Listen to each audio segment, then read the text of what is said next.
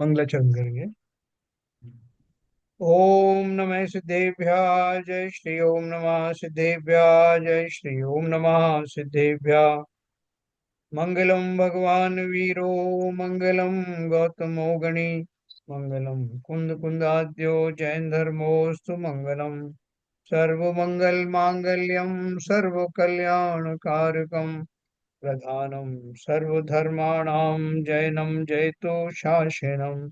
जैनं जयतु शासनम। जैनं जयतु शासनम।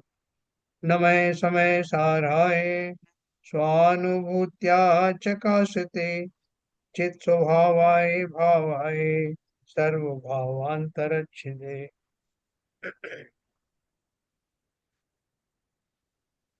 अध्यात्म अमृत कलश में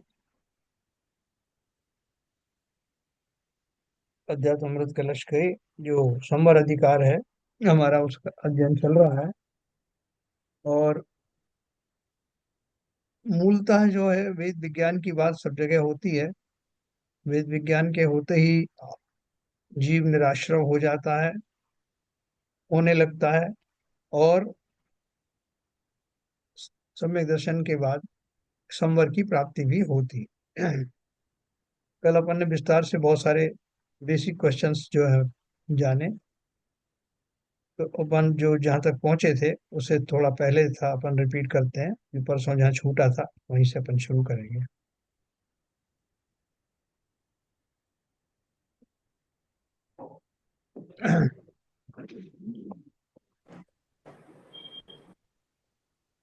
जय जिनेन्द्र साहब।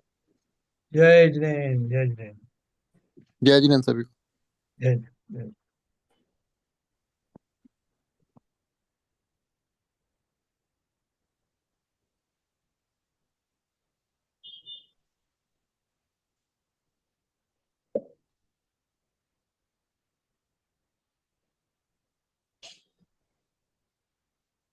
वो अपन ने एक चीज पढ़ी थी वो, मैं और पीछे से चल रहा हूँ उसको, कि हमने जो भी कष्ट अभी तक उठाए, जो कुछ भी हमने किया, तो वो उनको याद करके उन खोटी स्मृतियों में बने रहना ठीक है, या उसको विसार करके आगे बढ़ना ठीक है। क्योंकि अगर हम उसी को याद करते रहेंगे तो हमारा उसका उन कष्टों में ही और मन जाएगा और अर्थ ध्यान का पुनः पुनः बंद होगा।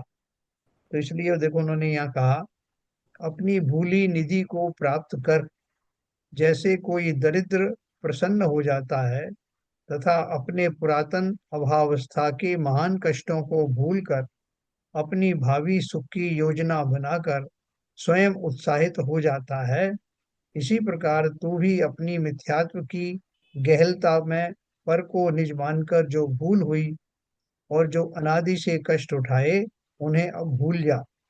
अपने निज स्वरूप में स्थिर हो, अपनी विभूति को जो भूली थी पहचान ले, तथा आगामी निर्वाण के परम सुख की प्राप्ति की योजना बनाकर प्रमुदित हो। है ना, अपने अपने कहानी में एक वो रिक्शे वाला आता है ना, कि जो दरिद्र था और किसी तरह से अपना साइकिल रिक्शा चलाता था, और काफी दिन से उसी से फटे पुराने कपड़े पहन करके अपनी आजीविका को प्राप्त करता था। तो कालांतर में उसके पिता के एक मित्र थे, जिन्होंने उसको देखा और उन्हें बताया कि तू तो, तेरे पिताजी तेरे लिए बहुत संपत्ति छोड़ गए हैं बैंक में, तुझे पता ही नहीं। तो वो प्रसन्न हो जाता है, और प्रसन्न हो जाने के बाद में अब उसकी योजना कुछ और बनने लगती है।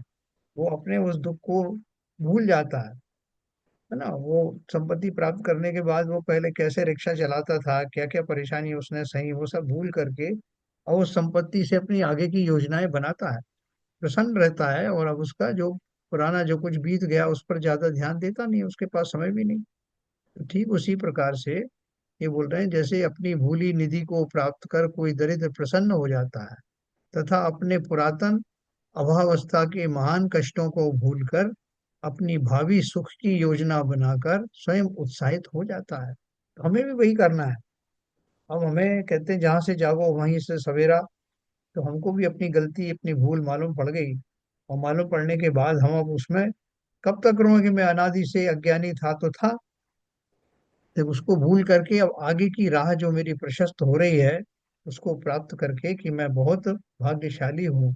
जो कितने अनंत जीव हैं जो तो या मनुष्य पर्याय भी अभी तक धारण नहीं कर पाए, और मैं न केवल मनुष्य पर्याय का धारी हूँ, बल्कि उत्तम कुल और उत्तम गोत्र आदि के कारण से सर्वथा मुक्ति पाने के योग्य प्रयत्न करने की पात्रता रखता हूँ।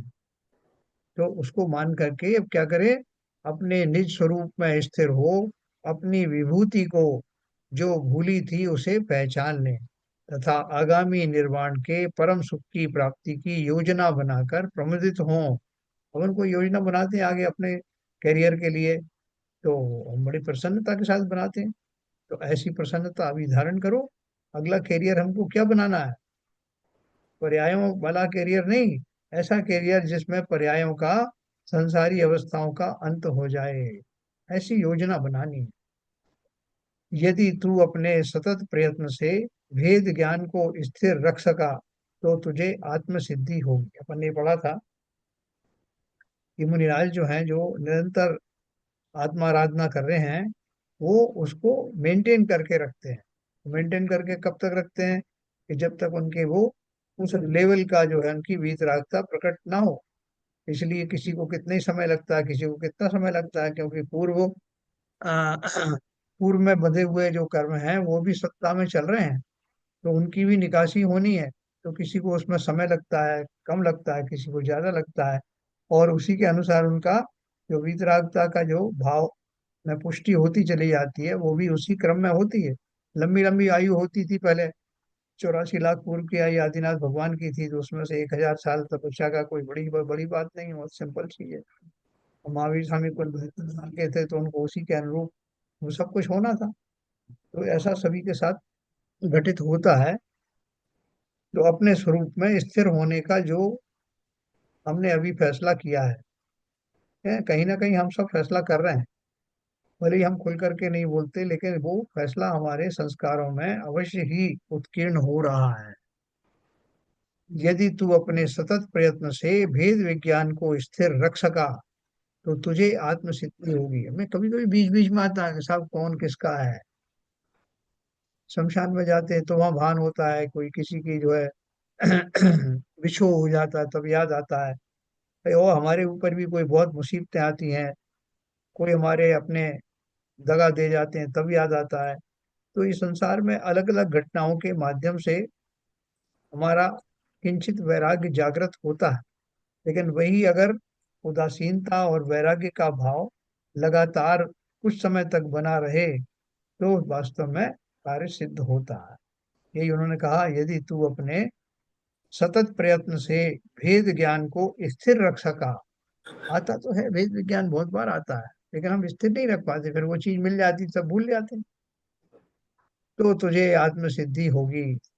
यदि कथमपि धारा वाहिना बोधनेन ध्रुव मुपलभ माने शुद्ध मात्मान मस्ते, तदय मुदय आत्मा, तदय मुदय दात्मा राम, मात्मान महात्मा पर परिणति तिरोगाच्छो शुद्ध मेवाभ्युपैति।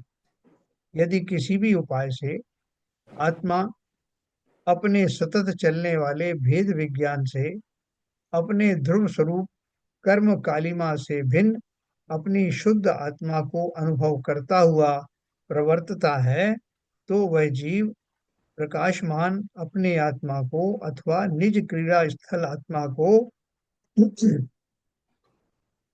पर द्रव्य संयोग जनित विकारी परिणति को स्वयं दूर कर शुद्ध रूप में स्वयं प्राप्त कर लेता है। क्या बोल रहे हैं वो? जो भेद विज्ञान सम्यक दृष्टि जीव को प्राप्त हुआ है, यदि वह जीव उसका सतत अभ्यास करे, उसकी धारा न टूटे, तो उस भेद ज्ञान द्वारा प्राप्त वह अपने परम पारणिमिक भाव स्वरूप निर्मल शुद्ध ध्रुव अखंड चैतन्य प्रकाशमान अपने निज रूप को प्राप्त होता है, तथा परसंग से छूट जाता है। देखो, सम्यक दर्शन, सम्यक ज्ञान, सम्यक चारित्र है ना, तो आपने अपने स्वरूप को जान लिया। कैसा है स्वरूप मेरा?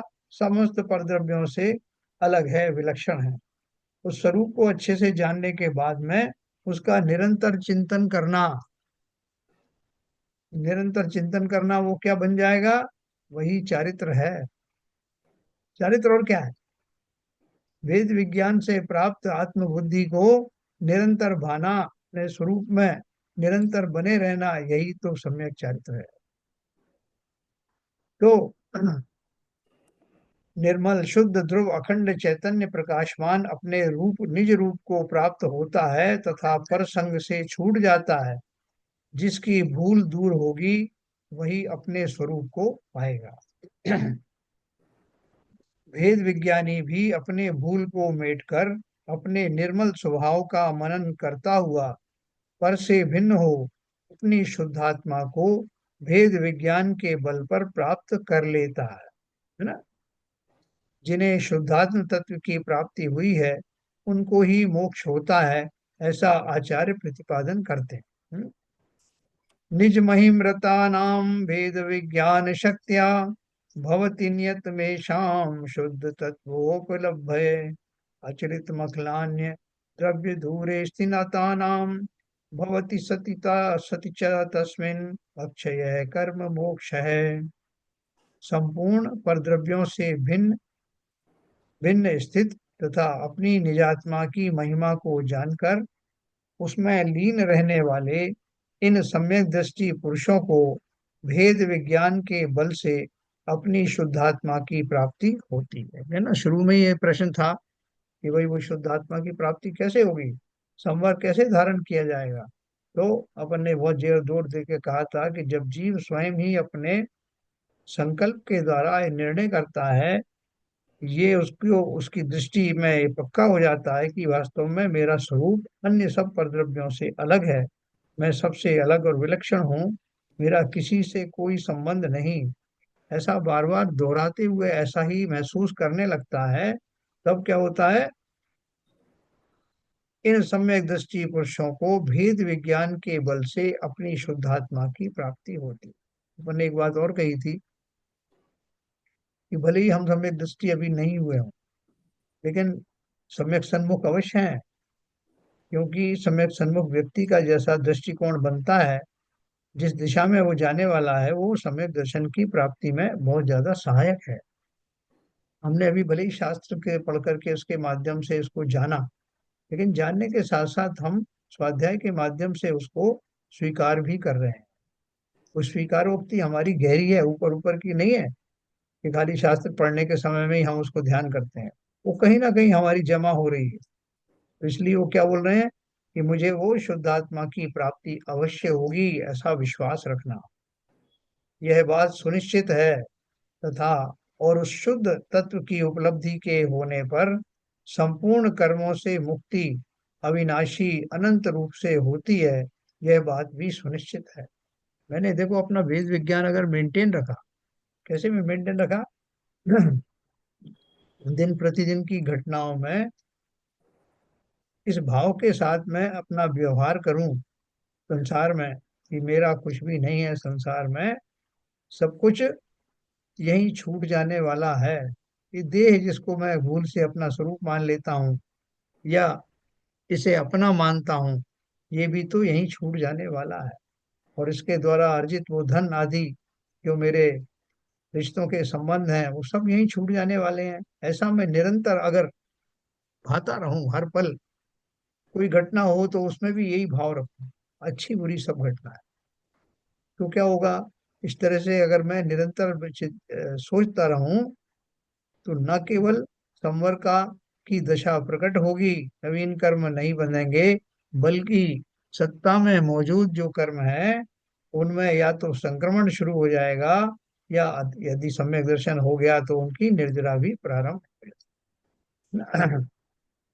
अपनी भेद विज्ञान की शक्ति से जो परद्रव्यों से तथा तन्निमित्त जन्य नैमित्तिक विकारी भावों से अपने को दूर करके अपनी शुद्धात्मा की महिमा बोध कर उसमें लीन होते हैं, उन्हें अवश्य ही शुद्धात्मा की प्राप्ति हो जाती है।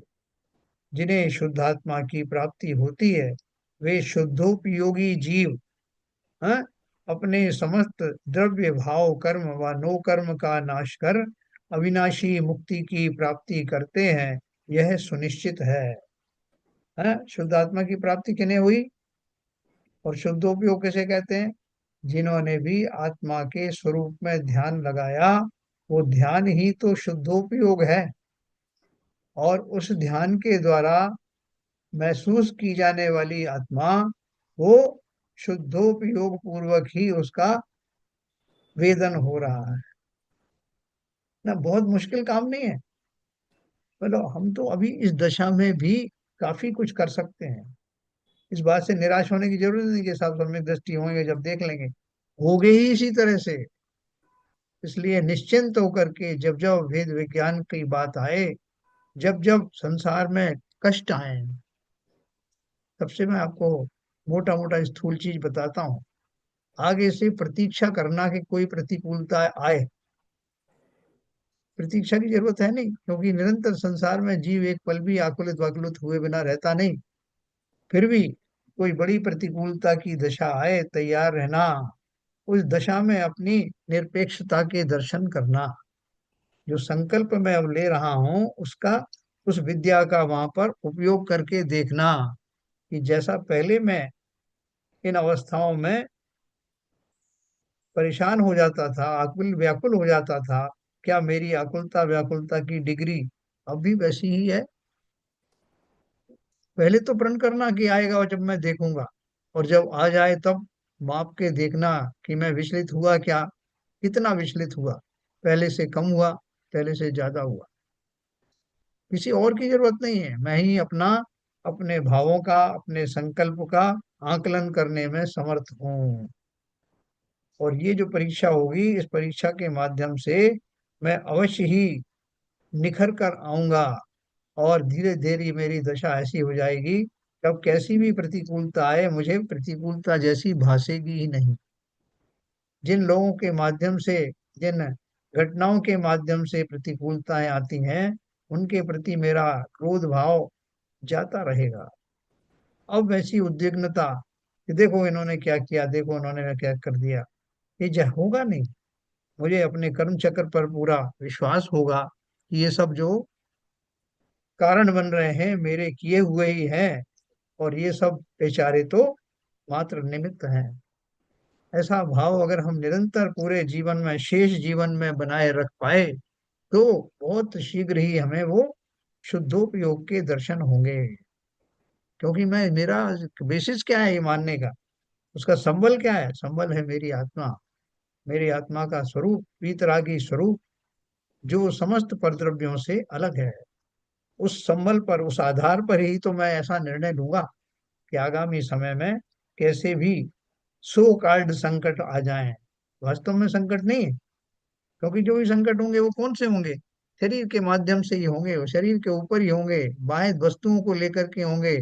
और वो सारी बाह्य वस्तु मैं तो नहीं हूँ, मेरा उनसे कोई संबंध भी नहीं। ऐसा देख करके देखें कि जो शरीर को अपना पड़ोसी मान करके, और समस्त परद्रव्य चूंकि शरीर से ही जुड़े हैं, जब शरीर ही मेरा नहीं, जहाँ देह अपनी नहीं, कहाँ ना अपना को, ये भाव निरंतर, एक संकल्प जरूर रखना और तैयारी रखना कि आने दो कैसा भी उदय आए, उसमें मैं अपने आप को समता में रखने का भरपूर प्रयत्न करूंगा। कोई दूसरे को संबोधन देने की जरूरत नहीं। कल ये बता रहे थे ना कोई कि किसी के यहाँ किसी वियोग हुआ किसी का, तो समझाने वाले गए तो उनको ही उल्टा उसने समझाया कि भैया ये तो सब संबंध है संसार में, शरीर में ऐसे होते रहते हैं, है ना। तो ऐसे व्यक्तियों के प्रति अपन नतमस्तक हो जाते हैं, उन्हें किसी के संबोधन की जरूरत नहीं, वो हमें ही समझा देंगे। तो देखो अपन ने क्या कहा। जिन्हें शुद्धात्मा की प्राप्ति होती है, वे शुद्धोपयोगी जीव अपने समस्त द्रव्य भाव कर्म व नो कर्म का नाश कर अविनाशी मुक्ति की प्राप्ति करते हैं। यह निश्चित है, गारंटेड है। संवर कैसे होता है, इसका उत्तर कहते हैं।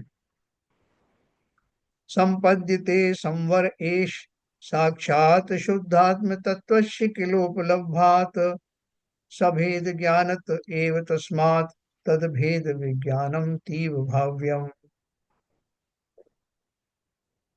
अपनी शुद्धात्मा की प्राप्ति होने पर वह संवर प्रत्यक्षीभूत निश्चय से प्राप्त होता तथा शुद्धात्मा की उपलब्धि भेद विज्ञान से होती है।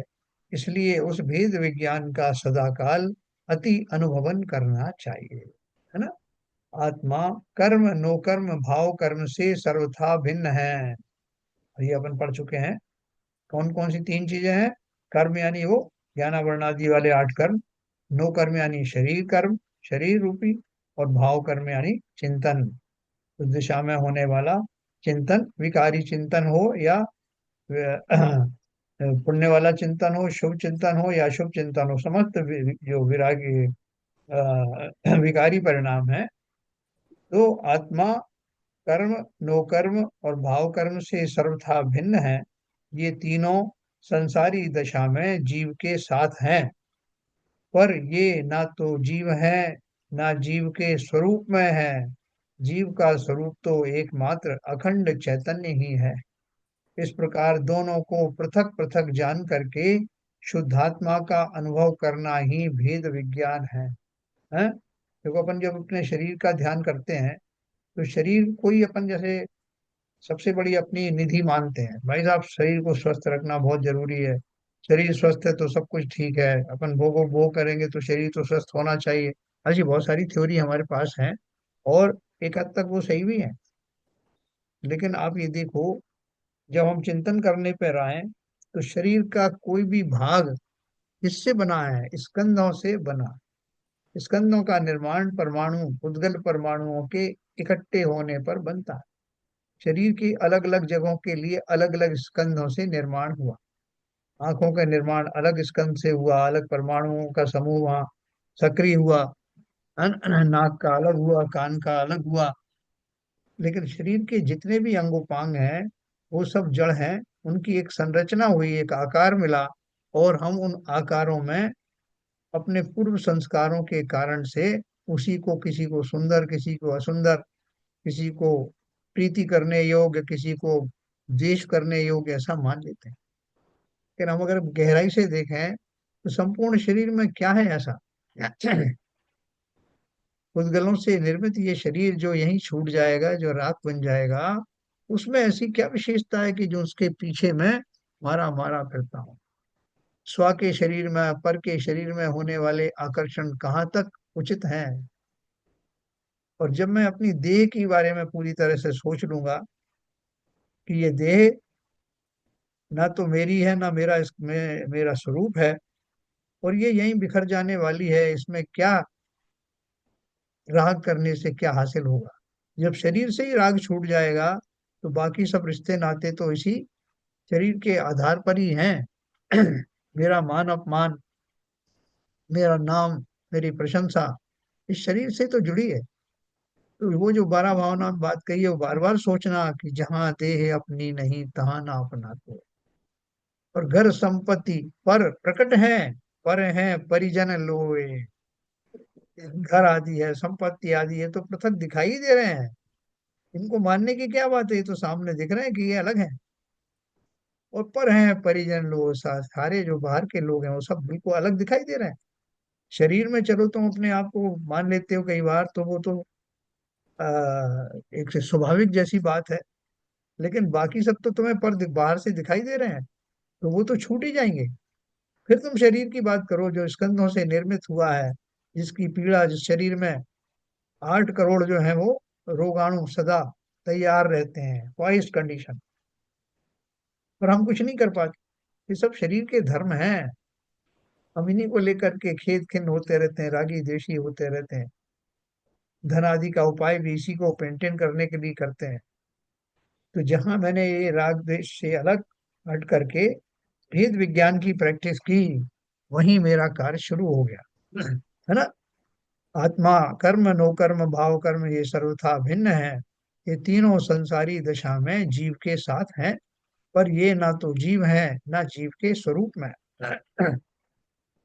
जीव का स्वरूप तो एकमात्र अखंड चैतन्य ही है। इस प्रकार दोनों को पृथक पृथक जान करके शुद्धात्मा का अनुभव करना ही भेद विज्ञान है। आप निरंतर नहीं भी करो इसको, बीच बीच में ही कर लो, तो भी वो बीच बीच का जो चिंतन किया हुआ है एक दिन वो निरंतरता लेकर के आएगा। जो भेद विज्ञानी ऐसा भेद कर निज तत्व की उपादेयता तथा पर की अनुपादेयता का श्रद्धान करता है, वही पर को छोड़ शुद्धात्मा को प्राप्त कर सकता है।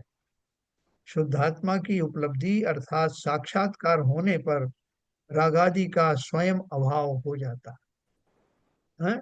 यही तो शुद्धोपयोग है, यही संवर भाव है जो स्पष्ट रूप में प्रकाशित हो जाता है।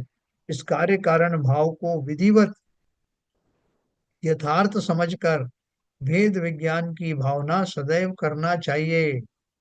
प्रति समय आत्म स्वभाव की तथा कर्म व कर्मजन्य कार्यों की सीमा का भिन्न भिन्न बोध करते करते करते अपने शुद्धात्मा की साक्षात प्राप्ति हो जाती है।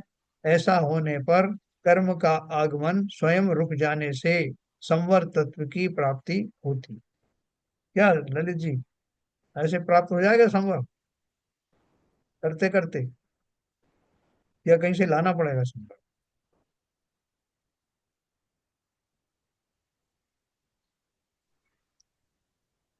चिंतन करना पड़ेगा। चिंतन में संवर होगा, संवर भाव प्रकट होगा। हाँ। नहीं, मगर ये अपने को बड़ी अजीब सी बात लग रही है ना, कितना मुश्किल काम है। ऐसा कौन सोच सकता है कि सब अलग है, शरीर अलग है, फला अलग है? ये तो सारी कोरी कल्पना है, ऐसी पक्का है क्या ऐसा? नहीं, शरीर तो अलग है। अपन जो मानते ही हैं कि शरीर, जब हमारा मृत्यु होती है तो शरीर ही रह जाता है, हाँ। आत्मा निकल जाती है। ये तो सत्य है, सभी लोग इसको मानते हैं। ए, तो इसी से हमको पता है कि शरीर अलग है, आत्मा अलग है, क्योंकि आत्मा निकल जाती है। हाँ। प्रत्यक्ष है, सब हमको पता है ये चीज। उसी उसी चीज को उसी चीज को हम आगे बढ़ाना है कि भाई, ये जो है हम व्यवहार में भी इस चीज को माने। केवल आखिरी मोमेंट में मानते हैं कि भाई शरीर अलग हो गया, आत्मा अलग हो गई। ये अलग अलग शुरू से ही है एक्चुअली, इस अवस्था में भी अलग है एक्चुअली, बहुत तो हम नहीं बढ़िया। मानते केवल। बहुत बढ़िया कि जो अलग था, अलग था वही तो अलग होगा। अगर अलग नहीं था तो अब जाके अलग क्यों हो जाएगा लास्ट में? आपने सही कहा कि वो तो शुरू से ही अलग है, अभी भी है, इसी अवस्था में भी है, लेकिन हमें विश्वास होता नहीं है। तो फिर भी अपन चाहेंगे नहीं कि ये हमारे साथ ही रहे, अलग हो ना जाए। इसको तो हम कोई उपाय से रोक सकते हैं क्या? एक्चुअली समाज में जैसे हमारा को जो पहचान है, हमारे शरीर भी उसमें एक मुख्य अंग है एक्चुअली। हाँ। हाँ। तो जब समाज हमको, हमारे साथी, हमारे मित्र, हमारे जो मतलब जैसे आप कहें, हमारा तो ही नहीं है लोग कोई, पर अब हाँ।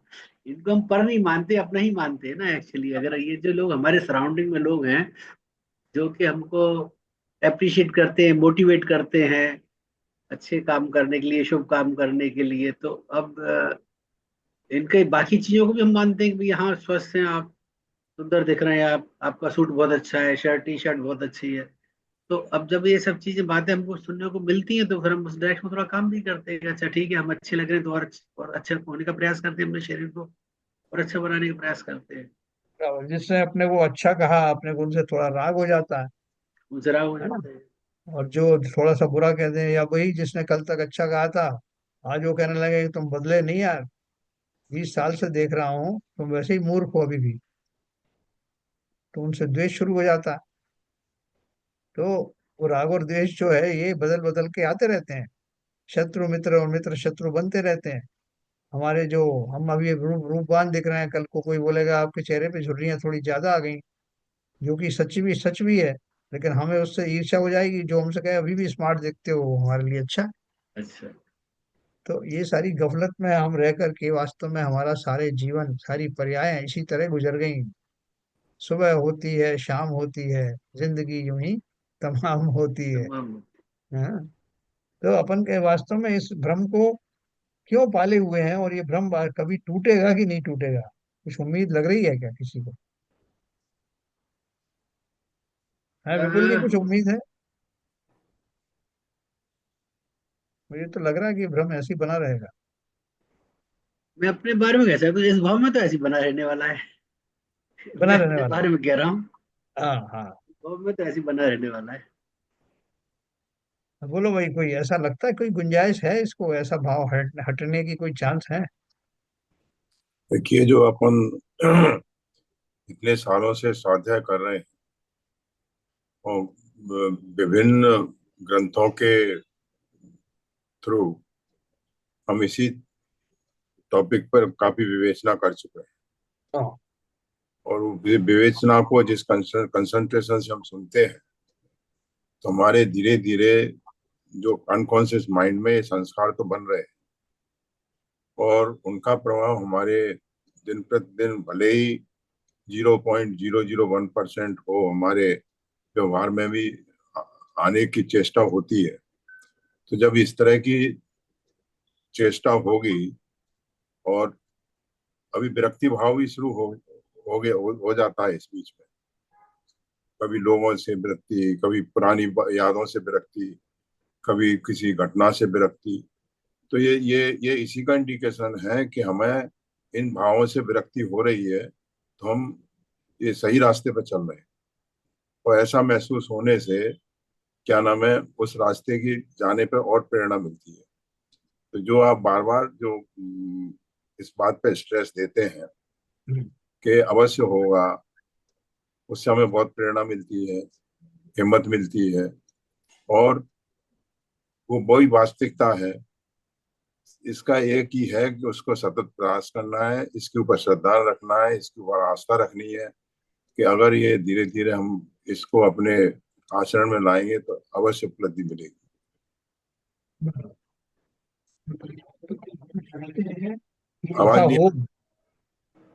हमारी चाहत अगर ऐसी है कि ऐसा हो, तो ही वो घटित होगा।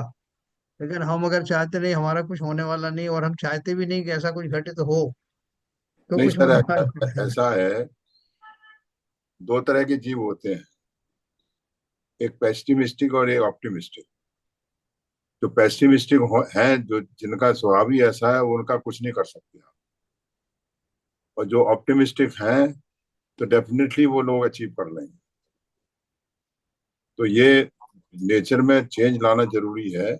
हर चीज को पॉजिटिव स्ट्राइड से सोचना, पॉजिटिविटी के साथ रहना, पॉजिटिविटी में विश्वास करना, अगर ये है तो ये अवश्य संभावी है। क्या सर मुझे सरिता जी ऐसा लगता आपको? है हाँ, बोलिए। सर मुझे ऐसा बोलिए। लगता है सर, हर चीज के ना दो चीज होते हैं, जैसे कि एक प्रैक्टिकल और एक थ्योरी। हम्म।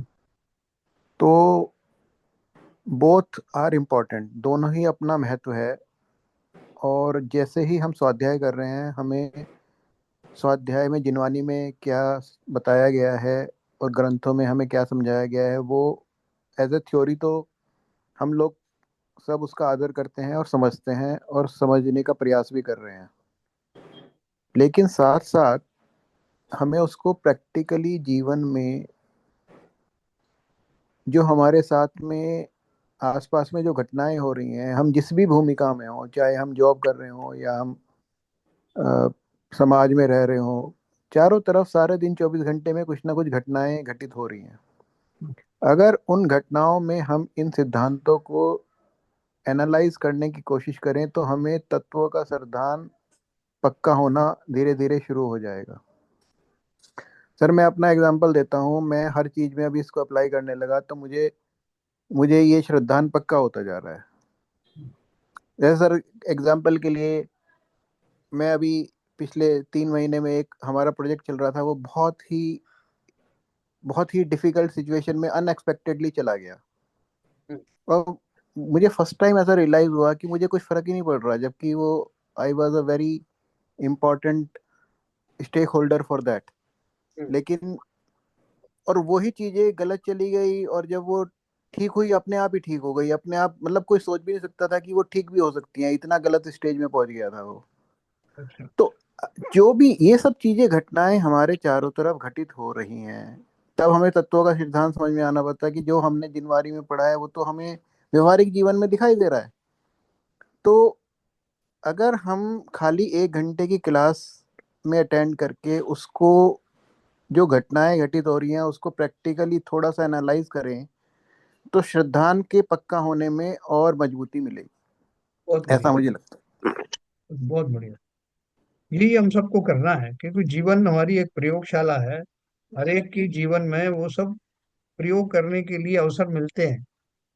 हर घटना एक प्रयोग को जन्म देती है, और हर समय मैं अपने इस थ्योरी को उसमें, उस प्रयोगशाला में, उस कसौटी पर उतार कर देख सकता सर ये हूँ। अवश्य ही मैं लाभान्वित होऊंगा। जो विपुल जी ने कहा, हाँ। इस बहुत बढ़िया बात कही, और उसका मूल कारण ये है कि उन्होंने पुरुषार्थ किया, हाँ।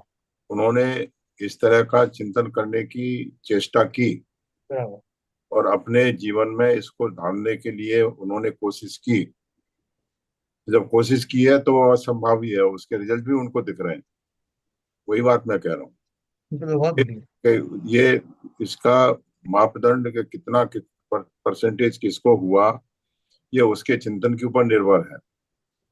मगर किसी को कितना परसेंट होगा, 0.1% होगा, किसी को 10% होगा, किसी को 12% होगा, ये उसके पुरुषार्थ के ऊपर निर्भर है। मगर एक बार श्रृंखला अगर शुरू होती है तो ये इसका बहुत अच्छा इंडिकेशन है। बात ये है। ये तो सही कहा। और भी कोई है हमारे बीच में जिन्होंने कुछ ऐसा इसका लाभ उठाया हो, इस तरह नहीं, के? अभी मैं बोलूं, अभी हाँ। लाभ तो नहीं, पर जैसे स्तोपदेश ग्रंथ राज में 8वां श्लोक ही चल रहा है कि हाँ। पिता, मतलब जो उसका अर्थ ये है, श्लोक तो मेरे को पूरा याद नहीं हुआ अभी, कि जो हमें दिखाई दे रहे हैं, शरीर है, स्त्री है, धन है, मित्र आदि है, शत्रु, ये हमसे सब भिन्न है। तो इसके बारे में हम लोग को एक्टिविटीज भी मिलती हैं। तो अगर आप लोग चाहें तो आत्मा और शरीर से भिन्न के लिए भी उन्होंने 2 ध्यान डाले हैं। एक तो मैंने कर लिया, और वो पूरा 1 हफ्ता अब हमें वो रोज वो ध्यान करना है, हम्म।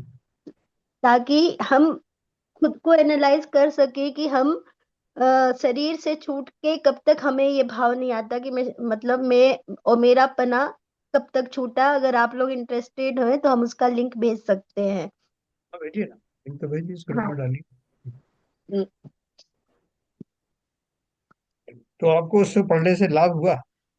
हाँ, क्यों नहीं, इतना अच्छे से वो लोग, क्या होता है ना, एक एक वीक एक ही श्लोक के बारे में एक्टिविटीज, उसके बारे में क्विज, तो बार बार बार बार जब हम किसी चीज को पढ़ेंगे तो थोड़ा बहुत तो परिवर्तन होना स्वाभाविक है। जैसे कोई घटना है, व्यथित तो हो जाते हैं कि इसने ये कहा, फिर बाद में चिंतन भी आता है कि अपन ये क्यों सोच रहे हैं। तो मन, मतलब उतनी देर अब घटना से प्रभावित नहीं होता कि उसने ये क्यों कह दिया, इसने ये क्यों कह दिया। हाँ। जैसे अभी जो जितने मोही लोग हैं तो हमको बोलते हैं कि तुमको पैसे का क्या करना, तुम तो बहुत ऐश करो, घूमो घामो, पर अपनी इच्छाएं भी सीमित होने लगी हैं ना अब।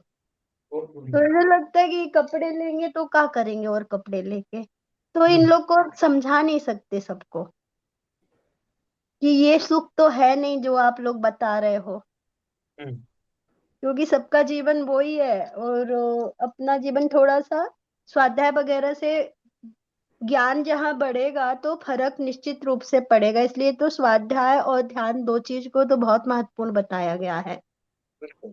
पूजा से भी ज्यादा।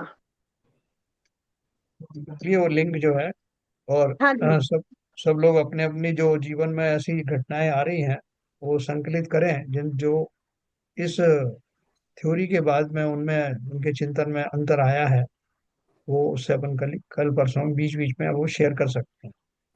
अभी थोड़ा सा अपन और आगे चलेंगे।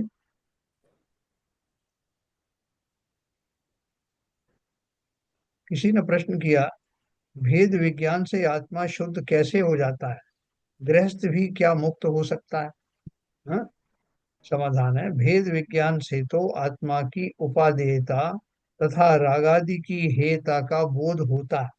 क्या करता है ये वेद विज्ञान? आत्मा उपादेय है, मतलब वही एडॉप्ट करने वाली चीज है, और राग आदि एडॉप्ट करने योग्य नहीं है, ऐसा हमको ज्ञान होता है। इस बोध के होते ही जो अपने को ही पकड़ता है, अर्थात आत्म स्वभाव का आलम्बन लेता है, और जिन्हें हे समझा उनका आलम्बन छोड़ता है, उसे शुद्धात्मा की प्राप्ति हुई, ऐसा समझना चाहिए। है ना? बचपन में जो बच्चे देखते हैं कि केला कैसे खाया जाता है, तो केले में से कौन सी चीज फेंकने वाली है और कौन सी चीज ग्रहण करने वाली है, बच्चा भी देख देख के समझ जाता है।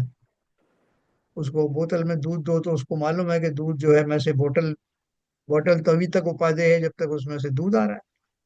तो ठीक उसी प्रकार से जो इस बात का बोध होते ही कि आत्मा का स्वरूप क्या है और राग का स्वरूप क्या है, और राग आदि कैसे छोड़े जाने योग्य हैं, और आत्मा कैसे उपादेय है, कैसे स्वीकार करने योग्य है, इस बोध के आते ही क्या करता है जीव, अपने आत्म स्वभाव का आलम्बन लेता है, और जिन्हें हे समझा उनका आलम्बन छोड़ देता है।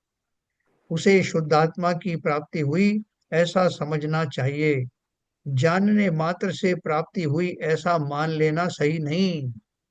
और आपने सबने जान लिया तो इससे प्राप्त हो गया क्या? जैसा जाना तदनुकूल परिणमन करे तो संवर होता। वह परिणमन ही स्वयं चारित्र है। अतः पर का त्याग व्यवहार चारित्र और निज का ग्रहण अर्थात स्वरूप में स्थिरता ही निश्चय चारित्र है ना। दो तरह से करेंगे ना अपन। ये एक बच्चे को मान लाया गया कि भैया ये बच्चा जो तुम अपने पास रखे हुए हो ये आपका नहीं है, ये आप भूल से ले आए हो, असली बच्चा ये है जो मैं लेके आया हूँ। तो उसी पल से क्या हो जाएगा कि एक जो है स्वीकार्य हो जाएगा, दूसरा त्याज्य हो जाएगा। तो भाई साहब मैं अब इसको छोड़ता हूँ क्योंकि ये मेरा नहीं, और इसको पकड़ता हूँ जिसे मेरा बता दिया गया है। तो यहाँ यही बोल रहे हैं कि जानने मात्र से प्राप्ति हुई ऐसा मान लेना सही नहीं। जैसा जाना तदनुकूल परिणमन करे तो संवर होता है। वह परिणमन ही स्वयं चारित्र है। अतः पर का त्याग व्यवहार चारित्र और निज का ग्रहण निश्चय चारित्र है। यही संवर का हेतु है ना। स्वयं का निज का ग्रहण का अर्थात क्या है? अपने स्वरूप में स्थिरता, स्वरूप का ध्यान करना, स्वरूप के लक्षण को पहचान कर उसमें ही समा जाना, उसमें ही रमने लगना, है ना। अभी तो हमारी स्थिति कौन सी है कि बीच बीच में हम उसमें डुबकी लगा सकते हैं। वही संवर का हेतु है। इस स्थिति में गृहस्थ को पूर्ण शुद्ध आत्म प्राप्ति तथा पूर्ण संवर की बात स्वयं नहीं टिकती है ना। क्या बोल रहे हैं? इस स्थिति में गृहस्थ को पूर्ण शुद्धात्म प्राप्ति तथा पूर्ण संवर की बात स्वयं नहीं टिकती है, अर्थात उसको खुद ही लगता है कि भैया गृहस्थ जीवन में तो ये संपूर्ण रूप से टिक नहीं सकता। गृहस्थ तो रागादि में लीन है, श्रद्धा में हे मानकर भी उन्हें छोड़ नहीं सका। कि साहब मैं जानता हूँ, अब कोई हमको उपदेश देने आ जाए कि भाई साहब आपको मालूम है जैन साहब ये सब छोड़ने योग्य चीजें हैं, शरीर अपना नहीं, फला अपना नहीं, ये सब बेकार की चीजें। बोले यार हमें मालूम है साहब, हमें क्या उपदेश दे रहे हो? हम तो 8 साल से यही बात पढ़ रहे हैं, तो आप हमें क्या समझा रहे हो?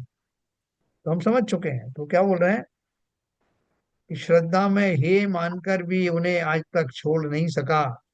जब तक छोड़ नहीं सका तभी तक गृहस्थ है। मुनि भी बन गए तो अगर गृहस्थपना मन में बसा हुआ है तो काहे के मुनि? असली तो मन में है ना। तो जब तक छोड़ नहीं सका तब तक गृहस्थ है, और तब तक कर्म का बंधक भी है, पूर्ण निराश्रम नहीं है।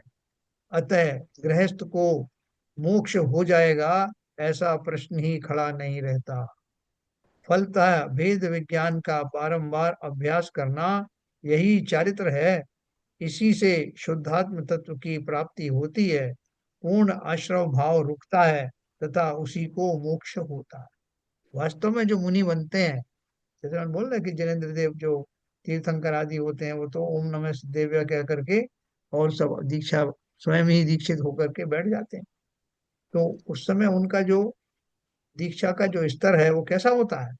पूर्ण रूप से शरीर आदि सभी द्रव्यों से परद्रव्यों से उदासीन होकर के पूर्ण संकल्प के साथ में दीक्षित होते हैं। काय की गृहस्थी?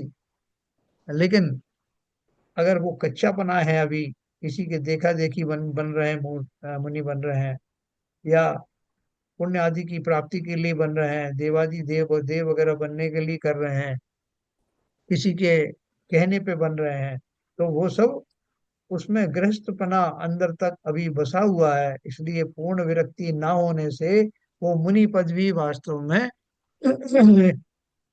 शोभा नहीं पाता। है ना। इसलिए जब तक अंदर से गृहस्थपना ना छूट जाए, गृहस्थी छोड़ना और गृहस्थपना छोड़ने में फर्क है। गृहस्थी छोड़ करके और दिगंबर वेश धारण कर लिया, लेकिन वो गृहस्थी के प्रति अनुराग, उसके पात्रों के प्रति अनुराग, और जिन जिन ने मुझे पूर्व जन्म में, मुझे पूर्व पर्याय में के कुछ दीक्षित होने से पहले जिन जिन ने मुझे सपोर्ट किया उनके प्रति राग, जिन्होंने सताया उनके प्रति द्वेष, ये सब है। तो मैंने अपना गृहस्थपना छोड़ा क्या? वो वैसे ही बसा हुआ है। सारे गृहस्थी के परिजन मुझे अभी भी याद आते हैं। मैं उस बच्चे को छोड़ आया जिसकी मैंने अभी शादी नहीं की, तो उसका तो साहब ये रहेगा ना। तो रहेगा तो गृहस्थपना कहाँ गया? फलता है भेद विज्ञान, बारंबार अभ्यास करना, यही चारित्र है। उसी से शुद्धात्म तत्व की प्राप्ति होती है, पूर्ण आश्रव भाव रुकता है, तथा उसी को मोक्ष होता है। देखो, बहुत सारे, जो पहले मैंने बताया कि बहुत सारे पंडित हुए, वो नकली मुनि नहीं बनना चाहते थे। उनका गृहस्थपना किंचित बाकी था, या कहिए कि वो उस संकल्प पूर्वक उतने तीव्र भाव के साथ अभी गृहस्थ बने को छोड़ नहीं पाए, इसलिए मुनि नहीं बने। चाहते तो बन सकते थे, लेकिन वो उसके साथ न्याय करना चाहते थे कि मैं मुनि बनूं तो वास्तविक मुनि बनूं, न केवल बाह्य में 28 मूल गुणों से सुशोभित हूं, बल्कि अंतरंग में पूर्ण भेद ज्ञान की ज्वाला जहां जल रही हो, ऐसा ज्ञानी, ऐसा ध्यानी, ऐसा धैर्यवान मुनि मैं बनूं। जब तक ये भाव नहीं आएंगे, तब तक नीचे की भूमिका में भले ही रहूं और ऊंचा चिंतन करता रहूं, लेकिन ऊंची भूमिका लेकर नीचे के लेवल के भाव नहीं रखना। तभी बने जब वास्तविक वैसे भाव हो, तब तक आप कर सकते हैं, सब अभ्यास कर सकते हैं।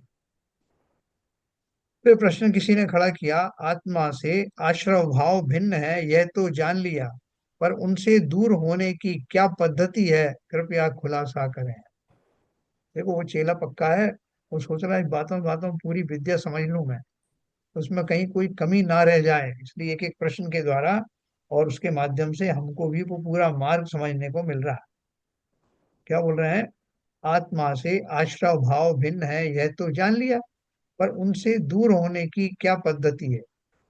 समाधान है, जब जब क्रोधादि का प्रसंग आवे, जो अपन ने अभी बात करी है, जब जब क्रोधादि का प्रसंग आवे अथवा पंचेंद्री के विषयों का राग आवे, तब ही विचार करे कि मैं तो उपयोगमयी शुद्धात्मा हूँ। राग भाव, क्रोध भाव तो विकार है, अनात्मीय है। मैं उन्हें क्यों स्वीकार करूं, अर्थात क्यों तद्रूप परिणमन करूं? वे तत्व मुझसे भिन्न ही रहना चाहिए।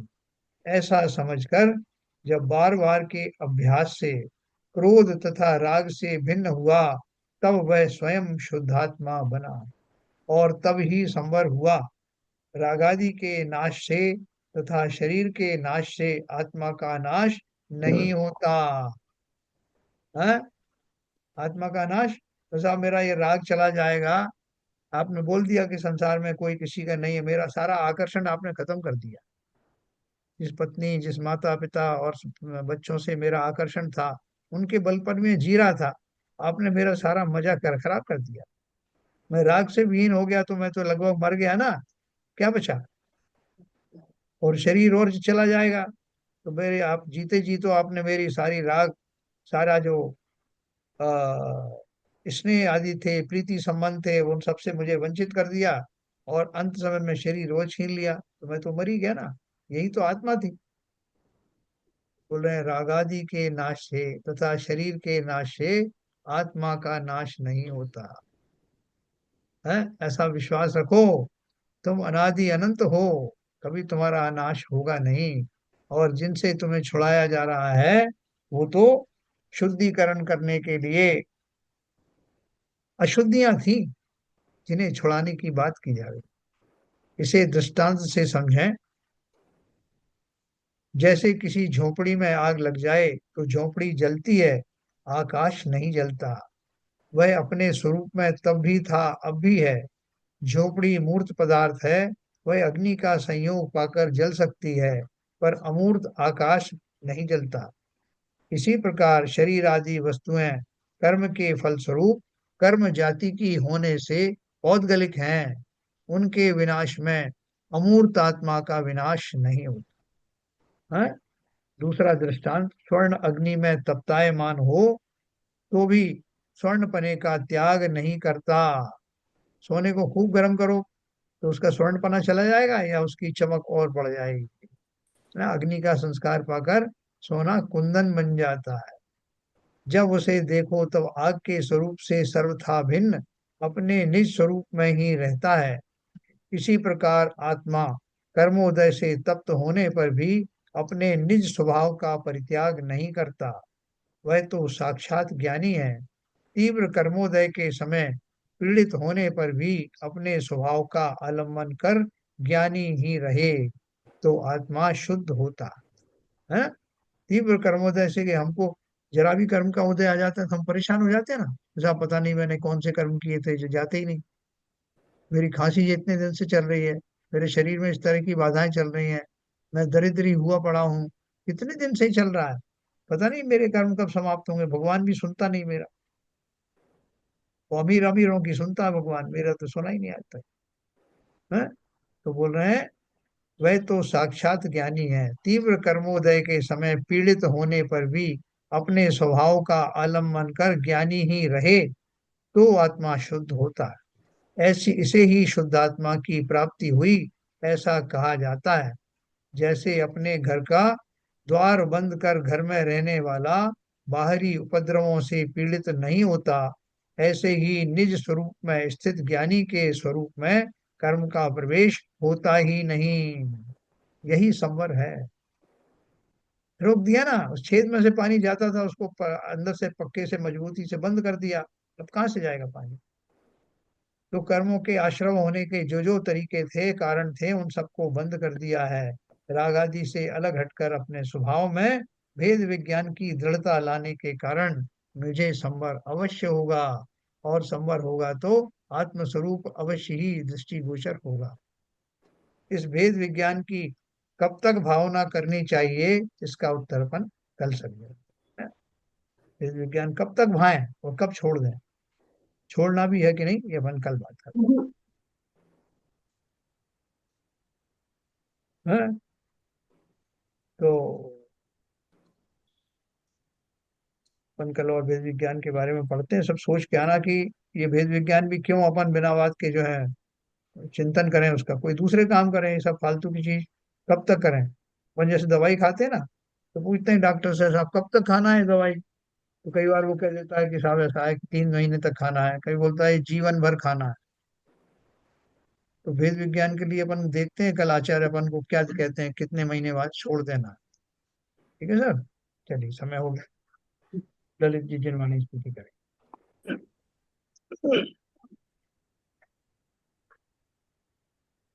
चतम नाश वे को ज्ञान के प्रकाश वे को अपर भास वे को भानु सी बखानी है। छह द्रव्य जान वे को बंध विधि भान वे को स्वपर पिछान वे को परम प्रमानी है। अनुभव बताए वे को जीव के जताए वे को काहू न सताए वे को भव्य और हानि है।